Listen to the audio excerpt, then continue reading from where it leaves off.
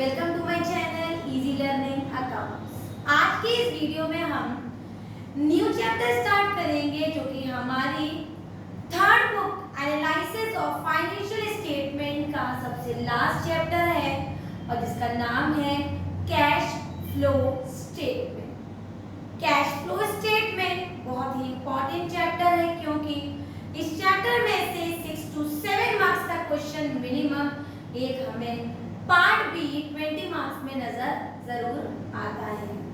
इसीलिए इसका वेटेज बहुत ज्यादा है, इसलिए इस चैप्टर की इम्पोर्टेंस बहुत ज्यादा है। सभी बच्चे ज्यादातर इस चैप्टर को टिपिकल समझते हैं, लेकिन अगर बेटा कॉन्सेप्ट इजी है या कॉन्सेप्ट क्लियर है आई कैन से, तो ये चैप्टर हमारे लिए उतना ही इजी है जितना कि इजी हमारे और चैप्टर्स थे book analysis of financial statement.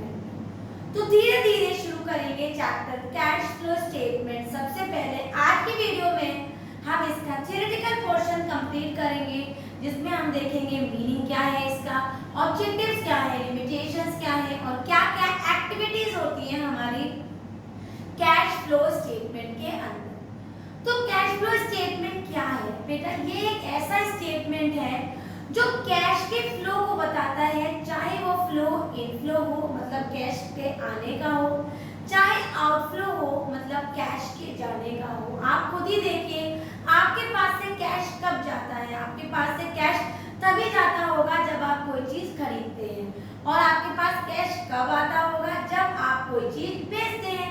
तो इस तरीके का फ्लो इनफ्लो या फिर outflow, the statement showing this inflow and outflow is known as cash flow statement। तो मीनिंग देख लेते हैं।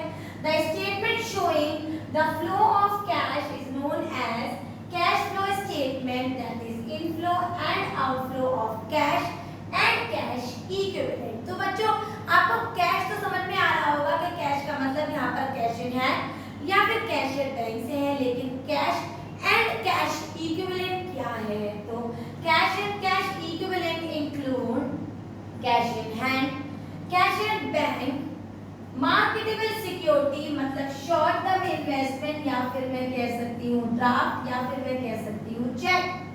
These all things included in the cash and cash equivalent, right? The third point जो हमें पढ़ना है वो है what are the basic objectives of preparing cash flow statement। Cash flow statement बनाने के पीछे हमारा क्या उद्देश्य होता है बेटा? सबसे बड़ा जो हमारा इम्पोर्टेंस होता है या इम्पोर्टेंट ऑब्जेक्टिव होता है कैश फ्लो स्टेटमेंट बनाने का, वो होता है to determine the receipt of cash and cash equivalent under operating, investing and financial activities. हमारे कैश फ्लो स्टेटमेंट को हम 3 एक्टिविटीज के अंदर डिवाइड करते हैं।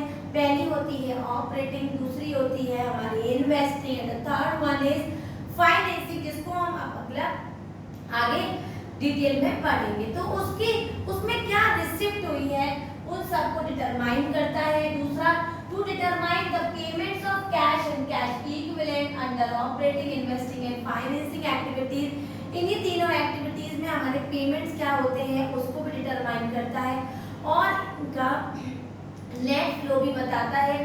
तो तीसरा ऑब्जेक्टिव होता है determine the net change in cash and cash equivalent. हमारा opening cash and cash equivalent क्या था और closing cash and cash equivalent क्या है, उसमें क्या नेट चेंजेस आए हैं, इसको डिटरमाइन करता है हमारा कैश फ्लो स्टेटमेंट। अब देखते हैं इसके लिमिटेशंस क्या हैं।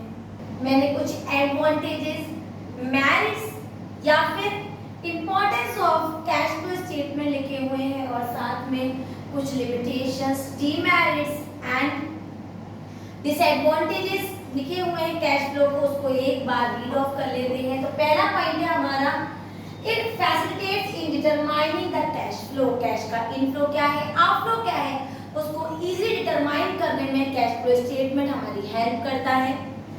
It helps in decision making. जब बेटा हमें प्रॉपर्ली पता चल जाएगा कि हमारा इनफ्लो आउटफ्लो कैसा चल रहा है तो कोई भी डिसीजन लेने में हमें अच्छी हेल्प हो जाएगी। तो it also helps in decision making. The third point is it identify the reason behind the lower and the higher cash balance. Company का अगर बैलेंस हायर है या बहुत ही लो बैलेंस है कैश का, तो उसके पीछे क्या रीजन है, इसको आइडेंटिफाई करने में भी हमारा कैश फ्लो स्टेटमेंट हेल्पफुल होता है।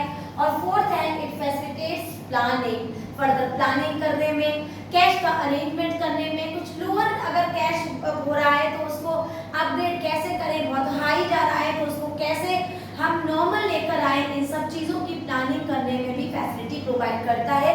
क्या प्रोवाइड करता है, कौन प्रोवाइड करता है, cash flow statement.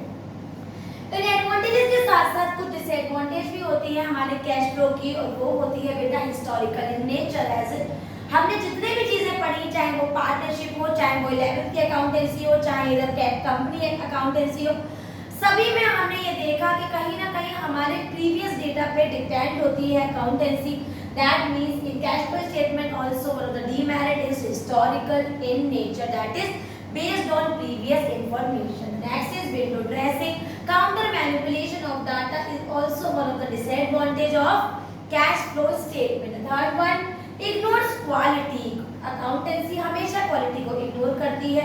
Similarly, cash का inflow outflow only monetary in nature, that means quality को ignore करना और quantity को assess करना, this is the one of the property, that means one of the this demerit also I can say, that is it ignores quality. That next is does not show the financial position of the company. Cash flow statement कभी भी company का financial statement या financial position नहीं बताता है, केवल inflow और outflow cash का डेटा हमें देता है।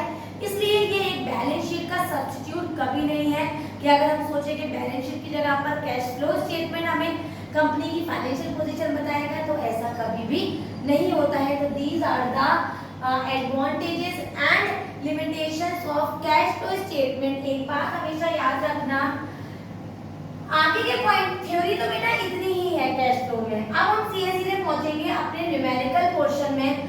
न्यूमेरिकल पोर्शन को मैं कल शुरू करूंगी, तो मैं आपको एक पॉइंट बता देती हूँ। हमारा जो लास्ट टॉपिक आज हम खत्म करेंगे वो है हमारा क्लासिफिकेशन ऑफ कैश फ्लो। हमारा जो कैश फ्लो स्टेटमेंट है ना बेटा, वो 3 फ्लो पर या 3 एक्टिविटीज पर डिवाइडेड है। तीनों एक्टिविटीज को एक एक करके पढ़ लेंगे और हमारा कैश फ्लो स्टेटमेंट कंप्लीट हो जाएगा। तो जो हमारी पहली एक्टिविटी है बेटा वो है हमारी ऑपरेटिंग एक्टिविटी। सेकेंड इज हमारी investing activities and the third one is बेटा फाइनेंसिंग एक्टिविटी। इन 3 एक्टिविटीज को डिटेल में हम कल की क्लास में पढ़ेंगे। आज हमने क्या क्या पढ़ा? आज हमने पढ़ा what do you mean by cash flow statement, what are the objectives of cash flow statement, what is cash and cash equivalent and what are the merits and demerits of cash flow statement. कल से हम शुरू करेंगे इससे numericals और सीखेंगे कि operating activities का फॉर्मेट कैसे बनता है और कैलकुलेट कैसे होता है, इन्वेस्टिंग का फॉर्मेट कैसे होता है और इसको कैलकुलेट कैसे करते हैं, सिमिलरली फाइनेंसिंग कैसे बनता है और इसको कैलकुलेट करते हैं, और फिर तीनों को मर्ज करके पूरा एक स्टेटमेंट कैसे बनता है।